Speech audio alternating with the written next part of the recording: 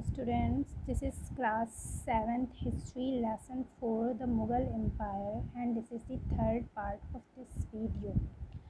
In previous part we had studied about Mughal emperors Akbar, Babur, Akbar, Humayun, Jahangir, Shah Jahan and Aurangzeb. Now we are going to study about Mughal administration. Since Babur and Humayun did not rule for longer periods, they could not effect great changes in the administration. क्योंकि बाबर और हुमायूं जो कि starting Mughal emperor थे, Babar and then Humayun, ये ज़्यादा समय तक means longer periods तक इन लोग रूल नहीं कर पाए, इन लोग शासन नहीं कर पाए ज़्यादा टाइम तक. They could not effect great changes. तो इसलिए उन्होंने अपने एडमिनिस्ट्रेशन में किसी भी ग्रेट चेंजेस को या कोई इफ़ेक्टिव ग्रेट चेंजेस भी एडमिनिस्ट्रेशन में नहीं कर पाए, नहीं दिखा पाए. Akbar who followed Humayun had a very long rain of almost 50 years. जो हुमायूं को फॉलो कर रहे थे अकबर, मीन्स हुमायूं के बेटे जो अकबर ने रूल गेन किया, मीन्स रूल किया, देन उन्होंने बहुत ही लंबे पीरियड तक रेन किया, मीन्स शासन किया. ऑलमोस्ट 50 ईयर्स मीन्स 50 सालों तक अकबर का शासन रहा. He formulated a broad framework of Mughal administration that was followed by his successor with some modifications. जो अकबर थे उन्होंने बहुत से ब्रॉड फ्रेमवर्क्स जो मुग़ल एम्परर्स को बहुत ही एक अच्छा मॉडिफिकेशन दिया, बहुत ही अच्छे से एक फ्रेमवर्क किया उन्होंने अपने वर्क से. और उनके फ्रेमवर्क्स को, उनके एडमिनिस्ट्रेशन को उनके सक्सेसर्स ने और अच्छी मॉडिफिकेशन से रिप्रेजेंट किया. अकबरनामा एंड आईने Akbari. The main source of information means Akbar के एडमिनिस्ट्रेशन के मेन सोर्स का जो इंफॉर्मेशन का जो मेन सोर्स है वो है आईने अकबरनामा एंड आईने अकबरी बाई अबुल फ़ज़ल. ये अकबरनामा और आईने अकबरी जो कि अबुल फ़ज़ल के थ्रू लिखी गई है. A close friend and courtier of Akbar. जो अबुल फ़ज़ल थे वो अकबर के दरबारी थे, कोर्टियर थे एंड उनके बहुत ही क्लोज फ्रेंड भी थे. The history titled Akbarnama had 3 volumes. जो कि अकबरनामा को 3 पार्ट्स में समझ लीजिए डिवाइड किया गया है, 3 वॉल्यूम्स दिए गए हैं. The first volume describes Akbar's ancestors में. जो अकबरनामा का पहला वॉल्यूम है उसमें अकबर के जो एंसेस्टर्स हैं, मीन्स उनके जो पूर्वज हैं, उनके बारे में बताया गया है. द सेकेंड वॉल्यूम में जो है Akbar's record the events of Akbar's range. जो अकबर के शासन के जो रिकॉर्ड इवेंट्स हैं वो रिकॉर्ड्स उनके अकबरनामा के सेकेंड वॉल्यूम में मिलते हैं. द थर्ड वॉल्यूम, अकबरनामा का जो थर्ड वॉल्यूम है उसमें नेम्ड आईने अकबरी, जिसका नेम है आईने Akbari, gives a detailed account of Akbar's administration. Means जो अकबर की शासन की जो डिटेल है, उस पूरी डिटेल है उनके शासन की, अकबर के एडमिनिस्ट्रेशन के शासन की. उनके एडमिनिस्ट्रेशन में household, army, revenue generation and the geography of his empire. उनके एम्पायर की जियोग्राफी के बारे में है, उनकी जनरेशन के बारे में, रेवेन्यू जनरेशन्स के बारे में है, मीन्स जो राजस्व लिया जाता था, टैक्सेशन के बारे में, एंड आर्मी और हाउस होल्ड. इन सब के बारे में अकबर के टाइम की पूरी डिटेल है उनके एडमिनिस्ट्रेशन की आईने अकबरी में. It contains significant statistical details about crops. Means उसमें महत्वपूर्ण मोस्टली इम्पॉर्टेंट स्टैटिकल डिटेल्स है, मीन्स सांख्यिकी के बारे में है थोड़ा, जो कि उनके एम्पायर की जितनी भी सांख्यिकी जो भी थी, उनकी जोग्राफिकल जितना भी एम्पायर का जो भी था. सॉरी मैं इस लाइन पे आ गई, read it again.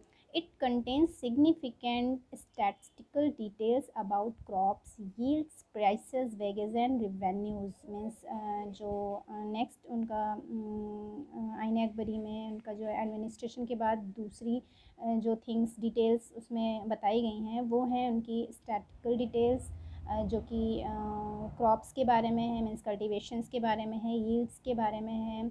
Yields means we can say उनकी जो वही फसल एंड ऑल, एंड प्राइसेस के बारे में है, उनके वेजेस के बारे में, सैलरी के बारे में, एंड रिवेन्यूज़ के बारे में, एंड टैक्सेशन के बारे में, हम मीन्स राजस्व के बारे में डिटेल है।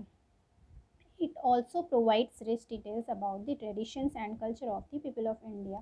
इसमें उस टाइम की जो इंडिया की कल्चर और ट्रेडिशंस थी उसके बारे में भी बताया गया है आईन अकबरी में। Now the next heading is Mansabdari system. What was Mansabdari system? Akbar succeeded greatly in expanding the territories of the Mughal Empire. जो मुग़ल एम्पायर अकबर थे उन्होंने अपनी टेरिटरीज़ को, अपने प्रशासन को अपने फैलाने में, एक्सटेंड करने में बहुत ही ज़्यादा वो सक्सेसफुल हुए। Initially only a small group of Turkish nobles were involved in the administration of the Mughal Empire. Means only small group of Turkish का बहुत ही स्मॉल ग्रुप ही मुग़ल के एडमिनिस्ट्रेशन में इन्वॉल्व था। However once the empire expanded, हालांकि पहले ये एम्पायर एक्सपेंडेड थी। Akbar included nobles from the other ruling classes such as Iranis, means जैसे ही उनका एम्पायर थोड़ा और एक्सपेंड हुआ अकबर का, देन उन्होंने इंक्लूड किया उसमें कई सरदारों को, nobles from the other ruling means दूसरे किंग्स को, क्लासेस के दूसरे रूलिंग क्लासेस के किंग्स को भी उन्होंने इंक्लूड किया। मीन्स जैसे ईरानीज़ को, इंडियन मुस्लिम्स को, अफ़गान्स को, Rajputs and Marathas in his administration. उन्होंने अपने एडमिनिस्ट्रेशन में इन other ruling nobles of other ruling classes को भी इंक्लूड किया। He utilize the services of these people in the mansabdari system. जो कि मुग़ल अकबर थे, एम्पर अकबर थे, उन्होंने इनका यूज़ इन सारे क्लासेस के जो भी रूलिंग नोबल्स थे इनका यूज़ यूटिलाइज़ किया, उनकी सर्विस, अपनी सर्विस लेने के लिए। किन के लिए यूज़ किया? उन्होंने मनसबदारी सिस्टम में इन सभी का यूज़ किया, यूटिलाइज़ किया, उपयोग किया। This system was believe to have been brought to India by Babur from Central Asia.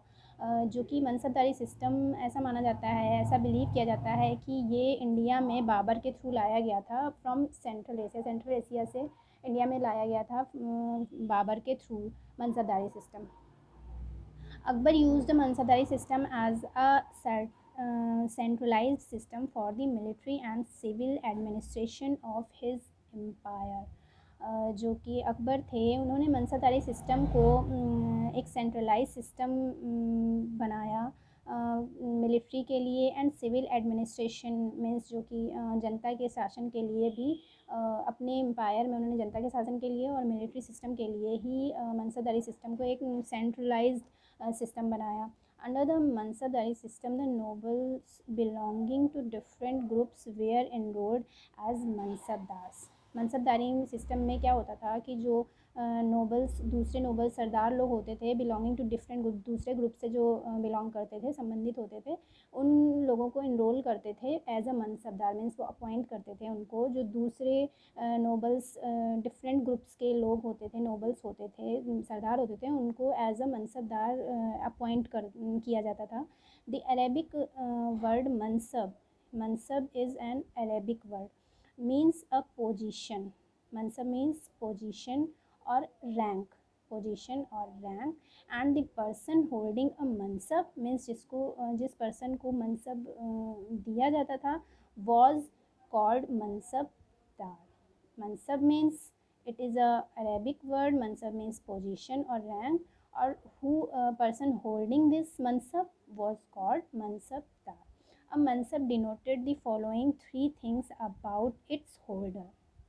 जो मनसब होता था उसको 3 थिंग्स फॉलो मीन्स उसको जो वो उसके वो 3 थिंग्स बताता था, सूचित करता था। वो 3 चीज़ें कौन कौन सी थी जो कि मनसब के थ्रू डिनोट होती थी।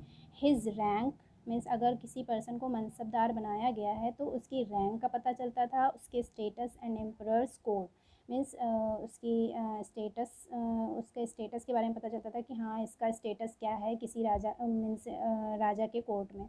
एंड सेकेंड पॉइंट ये पता चलता था the salary he was entitle to receive from the emperor means ये भी पता चलता था अगर कोई मनसबदार है तो उसको क्या सैलरी मिलती होगी एम्परर से।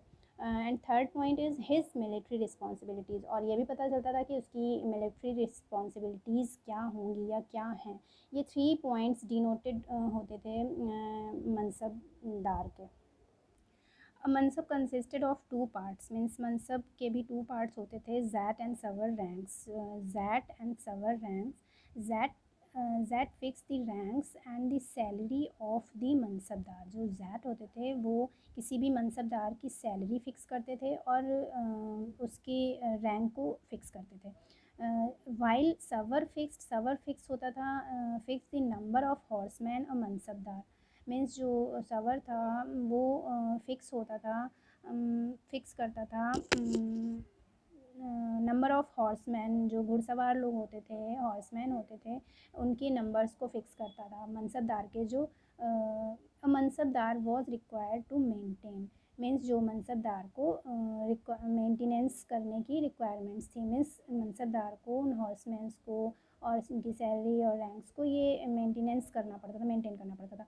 A higher that meant Mansabdar had a prestigious position in the court and got a high salary। जो कि हायर ज़ैट का मतलब होता था कि मनसबदार वो एक प्रतिष्ठित प्रेस्टिजियस पोजीशन उसको मिली हुई है कोर्ट में किंग के कोर्ट में और उसकी हाई सैलरी है। हायर ज़ैट का मतलब ये होता था कि वो एक जो हायर ज़ैट मीन्स वो मनसबदार है जिसको एक प्रेस्टिजियस पोजीशन कोर्ट में मिली हुई है और उसकी हाई सैलरी है। मनसबदार अकॉर्डिंग टू हिज सवर रैंक मीन्स जो सवर रैंक के मनसबदार होते थे उनको maintained specified number of cavalry man and brought them for review and got them registered. जो सवर रैंक के होते थे उनको एक स्पेसिफिक नंबर से मेंटेन किया जाता था जो कि हॉर्समैन कैवलरी मैन मीन्स वही हॉर्समैन होते थे and brought from brought them for review and got them registered और उनको रिव्यू के लिए लाना होता था और उनको रजिस्टर्ड करवाना होता था। दियर हॉर्सेस वेयर ब्रांडेड और उनके हॉर्स जो होते थे वो ब्रांडेड होते थे and then the mansabdars receive their salary और देन मनसबदार उनकी सैलरी रिसीव करते थे। This was the Mansabdari system. Now the next point and next headings, next system we will discuss about in the next part. Thanks for watching.